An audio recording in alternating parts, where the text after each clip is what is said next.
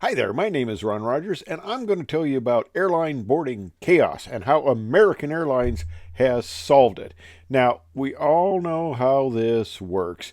They'll start out with saying, okay, folks, only the people who need a little bit more time going down the jetway should go first. So we'll begin boarding with everybody else in just a few minutes. And of course, the people who need more time going down the jetway, that's why I always bring a cane now, and I kind of hobble over when I get to the gate area. No, I don't do that. That'd be disingenuous. But anyway, um, okay, so what they'll call and they'll say we're just boarding those people. Well, we all know what happens. There's only one guy who actually stays in his seat and waits for his boarding area to be called. It's probably somebody who has never flown before in their life, and they actually think that, well, I'm supposed to stay seated because they haven't called my boarding area group or whatever. Well, we know how it works. Folks, only those people need a little more time. Okay, well, everybody comes around the gate, so, it gets really crowded. And I'm talking about American Airlines procedure. I don't have a picture of their gate. This is Delta, so, whatever. But anyway, okay, people who have trouble walking, fine. Now, next they have families with small children, and first families with good small children who are going to be nice during the flight. Then it's families with small children who are going to scream the entire way, and then there's families with small children who are going to scream and kick the seat in front of them the entire flight. Okay, we get all those people out of the way, and then what they usually do, at least in my airline, the next one they do is we're going to board active duty military person in uniform, and I think, well, that's really nice. When I joined the military, it was right during the Vietnam War period, and military people were not treated well at all. So this is really nice. It's a nice benefit, but a lot of us are veterans, and we should have. Yeah, it'd be nice to have a little priority there. So what they should do is, okay, anybody who's a World War II veteran, well, of course, those are the people who've already boarded because they have trouble walking because they're so old at this point. Okay, and then Korean War veterans, and then the people who are treated like scum, the Vietnam War veterans, they should go next. And it should keep on going down. Now, we should have people who retired after 20 years and did their good service. That's great. Okay, well, we should keep military veterans who retired after 10 years. Okay, that should be there. And then what they should do, just so I would get included, is they should have people who retired after 6 years. And as my sister saw, she went to this movie, An Officer and a Gentleman with Richard Gere, and the drill sergeant is saying to him, before you sell your wares to United Airlines, which was an interesting thing, because at the time, I was getting out of the Air Force, and I had sold my wares to United Airlines, I guess, at the time. And my sister, she's seeing the movie with her husband, and goes, that's my brother. He's selling his wares to United Airlines. Cool. Okay, so we should go all through those military classes. And, they always do the mileage plus, the people who, are the frequent flyers. And they do, the Global, the Admiral Club, all these people. Now, these are the people who, just three of them keep the airline running because they buy so many tickets. So I have no trouble with those people going first. That makes perfect sense, okay? And then you start going down people who, we get a lot of benefit, but you don't spend all that much money. And they go through the various tiers of, 1K and half a K, and, you fly 100 miles a year, and they keep on going down in the mileage plus. Okay, and then we finally get to boarding group 1, 2, 3, and stuff like that. And of course, why does everybody want to get on first? The front part of the airplane gets the same city as the back part of the airplane.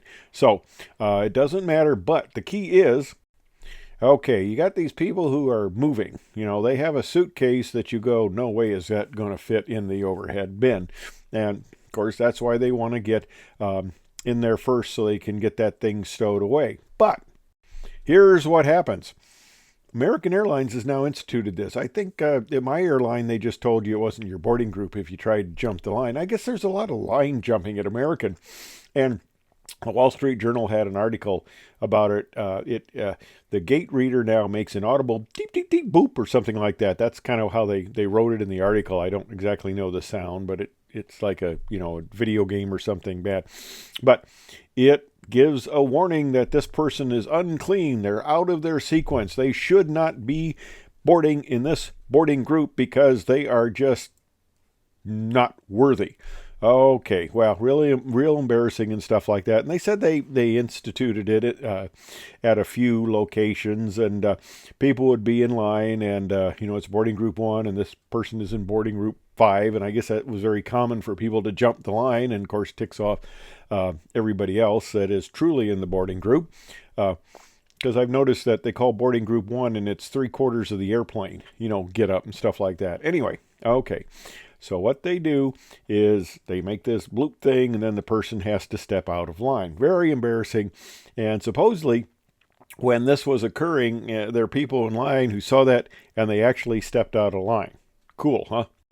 Okay, so this makes the whole boarding process much more uniform and controlled, and everybody is happy, and you only go when your boarding area is called, which is the way it should be. If if you don't contribute to the bottom line of the airline, you shouldn't get as good a status or whatever like that, and you didn't pay as much for your ticket and stuff like that. But there are a few interesting little variations in this whole thing, and I'll tell you a personal one. Okay, I'm in Kyoto, which is in Japan, and I'm flying 747 as a passenger. Okay, I'm in civilian clothes. I'm nicely dressed, but I'm in civilian clothes, and because this special meeting thing, and the airplane was fairly light, I actually got a first class ticket. Now, this is first class on a 747, which is about like 11 seats or something. It's a very small group, and it's really cool stuff. Lay down flat, then you got business and stuff like that.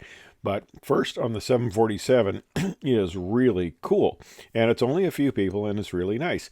Well, there is a lady there in Kyoto who I'm sure some person sold him this big thing about, oh, you are Mileage Plus, and you are going to get all these great benefits, free checked bag. Well, I think they didn't charge him back. Anyway, you get all these benefits. You get to board early and stuff like that. So this one, fairly young lady, but nicely dressed. She gets up and she goes right, they're telling them they're getting ready to board. She goes right to the front of the line, and she makes a big deal. I mean, she's by herself. Nobody's listening to her except everybody else waiting to go. She makes a big deal about, well, she's Mileage Plus, so she gets special privileges of boarding before everybody else, and how wonderful this is because she's Mileage Plus. And I thought, boy, you arrogant, whatever. And it was kind of funny because they made the first announcement that we're boarding first class passengers only. So I get up, I go up to her. Of course, she doesn't know that I'm actually an airline employee, so my bad, But I actually go up to her and I say, "Excuse me, ma'am, they're boarding first class," and I go right by her. So that was just kind of fun.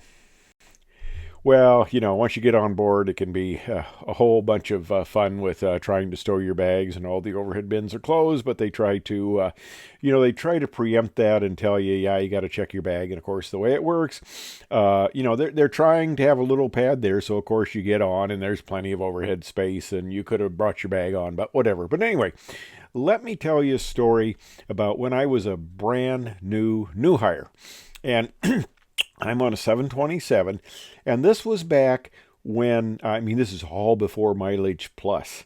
This is back in the olden days. In fact, I remember flying on the airlines when there was no security. This is before, Cuba became a popular tourist destination. Okay, so I'm actually, as an employee in uniform. I got that second officer uniform, and I had been sent to New York. First time I've ever been to New York. I was totally lost, only went by myself. That's another story. But anyway, I'm coming back now, and I'm deadheading back. I did my little trip, and now I'm going home, and I'm sitting in first class, and there is this New York lady. Now, I'm from the Midwest, and we're a little more laid back, loose and stuff like that.